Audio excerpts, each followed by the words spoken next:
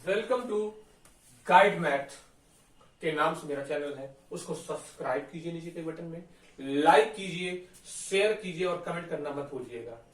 आइए आज हम क्लास 10th के एक्वायर्ड डिवीजन एल्गोरिथम थ्योरम, वैसे मैंने थंबनेल में इस टॉपिक को डाल दिया, आप जान गए होंगे कि मैं एक्वायर्ड डिवीजन एल्गोरिथम थ्योरम्स के बारे में आज पढ़ा रहा हूं। और मैंने पिछली क्लास में भी एक्लुइड्स की थ्योरम्स को पढ़ाया था, लेमा के नाम से वो थ्योरम थी जिसमें मैंने एक्लॉइड्स के प्रोपोर्शंस को बताया था। आइए समझते हैं कि एक्लॉइड डिवीजन एल्गोरिथम थ्योरम होती क्या है।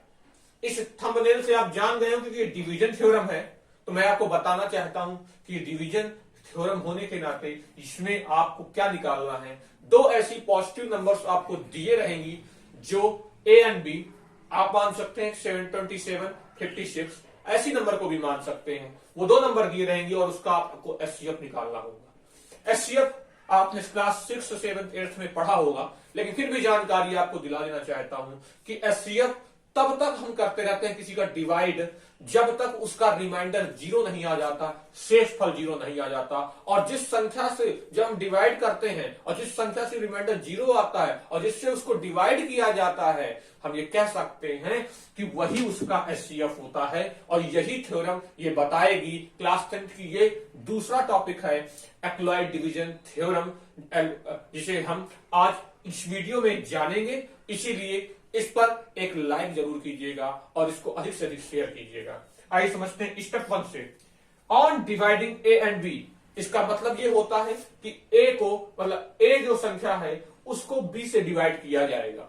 अगर हम बी से इस संख्या को, इसका मतलब हमें यह भी हो गया कि अगर हम बी से डिवाइड उस संख्या को करेंगे तो हम ये कह सकते हैं कि बी ए से छोटा होगा और ए क्या होगा, बड़ा होगा। इसके आधार पर हम ये भी कह सकते हैं कि उसमें हमें एक कांटेंट प्राप्त होगा, भाज्य प्राप्त होगा और रिमाइंडर अर्थात शेषफल भी हमें प्राप्त होगा। लेकिन इसके स्टेप 2 में जब हम आते हैं तो हम इसकी कंडीशंस पर जाते हैं कि हमें कैसे पता चलेगा कि हम कितनी बार इसको डिवाइड करें।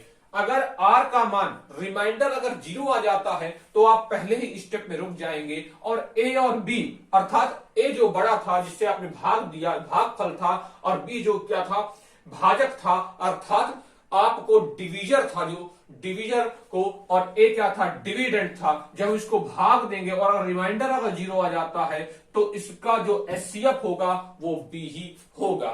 जैसे 4a है और आपका b 2 है, जब 2 को 4 से डिवाइड किया तो 4 आपका 2 बार में डिवाइड हो गया और 2 उसका क्या आ गए, 2 से पूर्णतः डिवाइड हो गई वो संख्या। इसका मतलब है कि r का मान वहां पर 0 आ गया और b क्या है, b आपका एचसीएफ अर्थात 2 उस समय एचसीएफ आ गया। मुझे लगता है ये बात आपको समझ में आ गई होगी।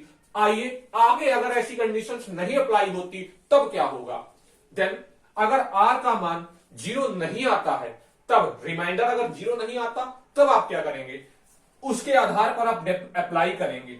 ए टू बी को आपने अप्लाई किया, अब जो रिमाइंडर आता है उस रिमाइंडर से आप बी, अर्थात जो आपका उस समय डिवीजर था, अब रिमाइंडर से डिवीजर डिवाइड होगा। और वो तब तीसरे स्टेप पे यही चीज बताई गई है कि ये लगातार प्रक्रिया चलती रहेगी, चाहे इसमें 1 स्टेप हो, 2 स्टेप हो, 3 स्टेप हो, या जितने भी स्टेप आए, जब तक आपका रिमाइंडर 0 नहीं आ जाता। और जब रिमाइंडर 0 आ जाएगा तो जिस संख्या से उसको डिवाइड उस संख्या को किया गया है वही उसका हाईएस्ट कॉमन फैक्टर एचसीएफ होगी, जिसे हिंदी में मासा के नाम से जानते हैं। आइए समझते हैं एक सवाल को लेकर कि कैसे आप दो संख्याओं का एचसीएफ निकाल सकते हैं, किसकी मदद से, एक्लॉइड डिवीजन एल्गोरिथम थ्योरम की मदद से समझते हैं इस चीज को। एक, आइए दो संख्या, इसमें लिखा है Euclid division algorithm theorem using find the HCF of 867 और 255।